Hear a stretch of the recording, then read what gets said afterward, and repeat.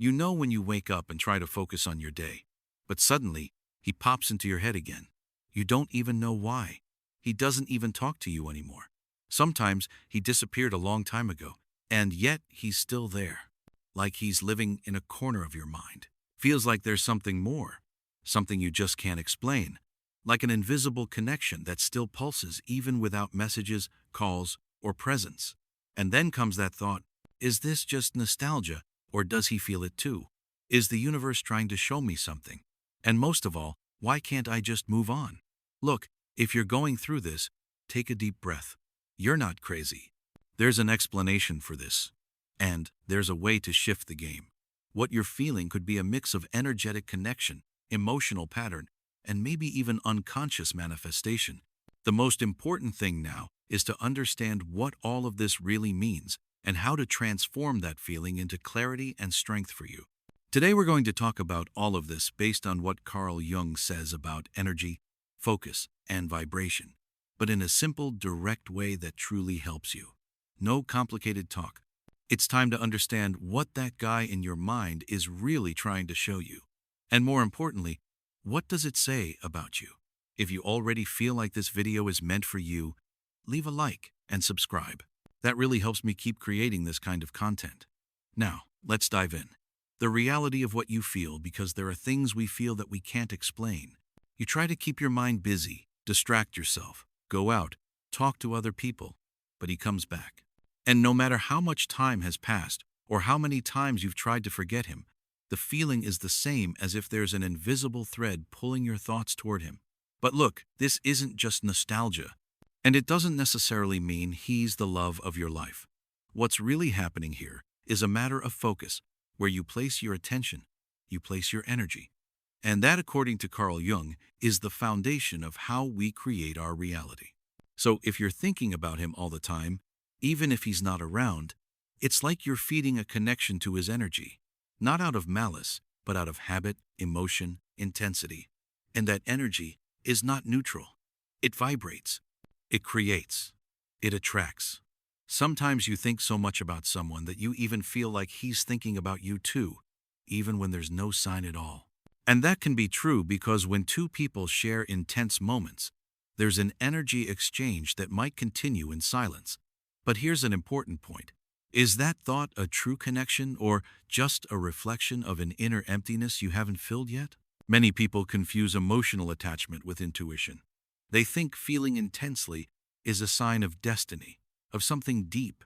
But that's not always the case. Sometimes it's just your mind looking for familiarity, comfort, a repeat of what it already knows, even if it once hurt. That's why it's so important to understand what exactly is keeping you tied to that thought. Because without that clarity, you can stay trapped in a cycle that doesn't take you anywhere, just keeps you spinning in the same emotional place. Before we continue, imagine this. What if you could send just one message capable of awakening an irresistible desire in him? One that makes him unable to stop thinking about you all day. In my exclusive ebook, 90 Magnetic Messages, you'll discover how to create real attraction and a deep connection without relying on those exhausting little games that only push him away. Want to transform your conversations and make him think about you nonstop? Then click the link in the comments and start now. Is it really about him or about what he represents? Sometimes what hurts isn't losing the person. It's losing the feeling you had when you were with them. And at that point, your mind tries to relive it as if you could recreate the past through the power of thought. But the past doesn't return. And the energy you keep investing in someone who's already walked away again and again is the same energy you should be investing in yourself. There's something almost no one says, but it changes everything. Thinking about someone all the time is not necessarily a sign of a spiritual connection. It could just be your mind trying to repeat what it already knows. Because the brain loves the familiar. Even if the familiar is a little painful, it prefers to repeat what is known rather than face the emptiness of the unknown. And here's the part that traps many people. Are you trying to manifest this man back into your life? Or are you just reliving an emotional cycle that never ended properly? There's a huge difference between manifesting and holding on. Manifesting is about lightness, conscious intention, and trust. But reliving a cycle means being stuck in an emotional loop, where nostalgia becomes lack and desire turns into attachment. Carl Jung says that our thoughts trigger our emotions, and those emotions create a chemistry in the body that we become addicted to. That means you might be, without realizing it, addicted to the sensation that man caused in you. Not to him, but to the emotional chemistry your mind associated with him. And that's why even if he's gone, your body craves that feeling again. That's why the thoughts persist, because they activate an emotion your body learned to desire. The best way to break that cycle is to ask yourself honestly, what do I feel when I think about him? If the answer is distress, anxiety, fear of losing, or emptiness, then that's not manifestation. That's repetition. It's your body trying to relive something that's already over simply because it doesn't yet know how to feel safe in something new. But when you start to feel peace just by imagining something healthy, light, and new, then you're truly beginning to manifest, because you stop repeating what once hurt and start creating what you truly want to experience. It all begins with emotional clarity. And clarity only comes when you truly choose to listen to yourself. The real law of attraction. When we talk about the law of attraction, many people imagine it's just about thinking positively, making some requests to the universe, and waiting. But the truth is, attraction happens all the time, not with what you want, but with what you vibrate. And that's the secret. Because it's useless to want a light-hearted love if deep down you're still vibrating with the anxiety of wanting to be chosen. There's no point in asking for a true relationship if you're vibrating with the insecurity of not feeling enough. The law of attraction is not about forcing reality to happen as you wish. It's about aligning yourself with what you want to experience. And to align means to become the person who would already be ready to live that love. Carl Jung talks about this a lot. You don't attract what you want, you attract what you are. That means you have to start feeling now what you want to live in the future. And that takes presence and awareness and decision. Want to know something powerful? Try imagining a relationship where you feel completely safe, respected, and free to be yourself. Imagine that this relationship already exists. You don't need to give it a name or a face. Just feel it. Allow your body to get used to this new emotional frequency, because your body needs to learn how to feel it before it sees it. And when you start vibrating with that new energy of worthiness, lightness, and true love, you become magnetic. It's as if you become a natural magnet for everything that matches this new version of you. And then either he aligns with that frequency or he makes room for someone new who's more aligned with who you really are. The truth is, many times what we miss is not the person, but the way we wanted to be loved by them. But once you understand that, you stop searching in others and start creating within yourself. And when you function from a place of awareness, presence, and clarity, the law of attraction simply responds not because you ask for it, but because you became it. He thinks about you, too. Here's where many people wonder, but does he think about me, too?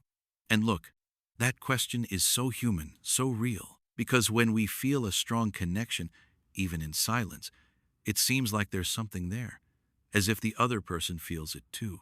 And sometimes it's true. Energy is a two-way street, and when two hearts once vibrated intensely together, something can keep echoing for a while, even without direct contact. Sometimes it shows up in strange ways. You dream of him out of nowhere, or hear a song that seems to speak directly about the two of you, or you feel a sudden presence as if he were near even though he's far. These signs can be real, but they can also be your energy searching for confirmation of something unresolved. The big question is, what do you do with it? Because knowing whether he's thinking of you doesn't change your current reality. It doesn't change the fact that he's not present, not messaging, not showing up. So instead of trying to decode the invisible, the most powerful thing you can do is change the question. Instead of, is he thinking of me? Try, how do I feel when I think of him? Does it uplift me or drain me? Because the universe doesn't respond to what you hope for. It responds to what you vibrate.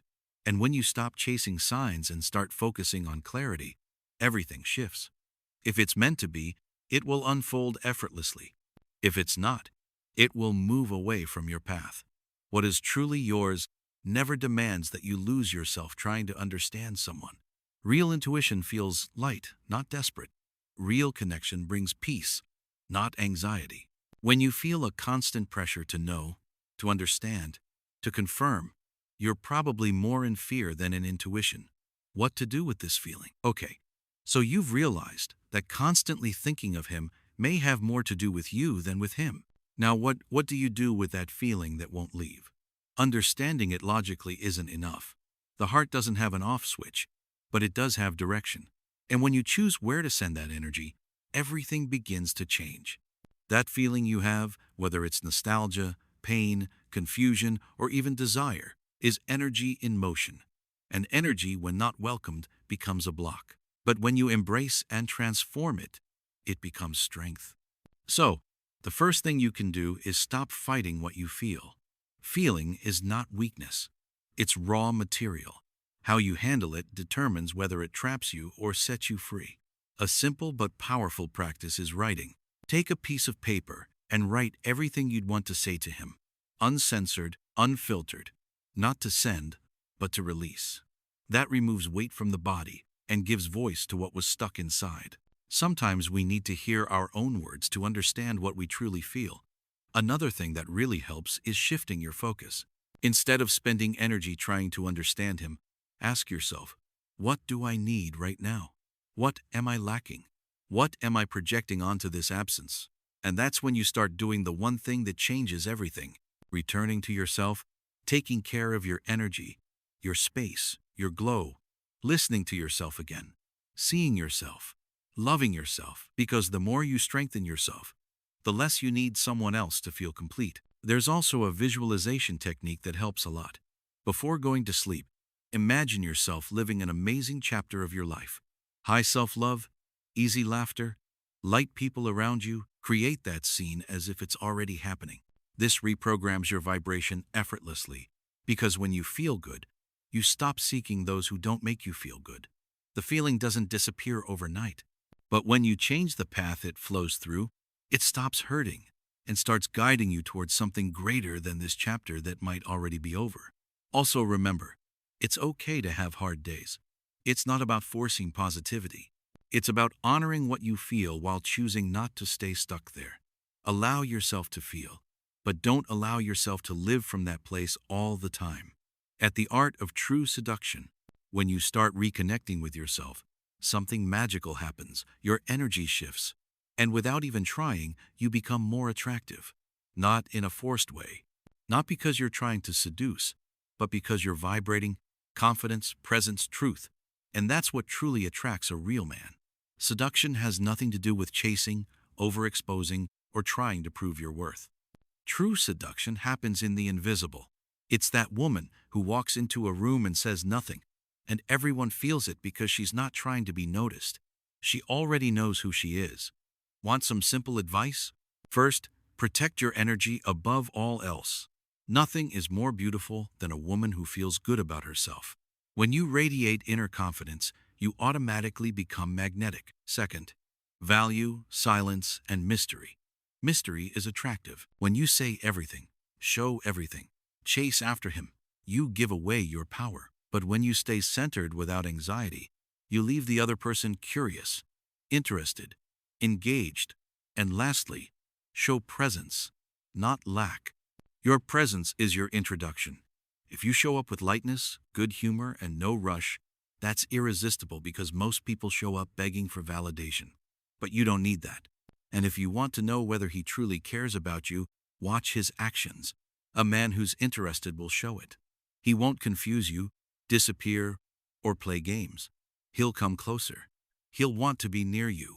Real love doesn't need effort. It fits. And if it doesn't fit, it's because something better is coming. When you stop hiding behind the fear of losing, you finally start being seen for real. And then there's no effort, just magnetism.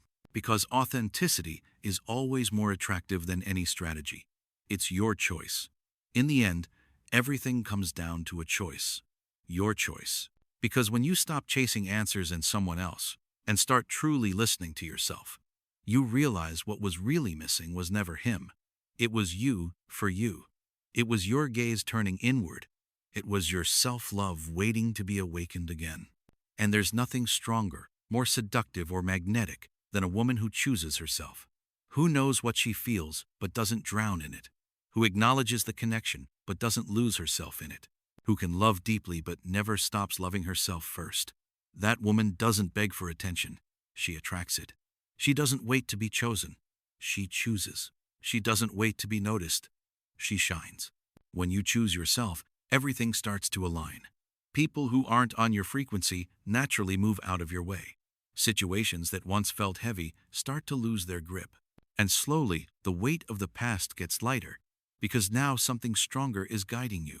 Your presence, your awareness, your decision to live something new.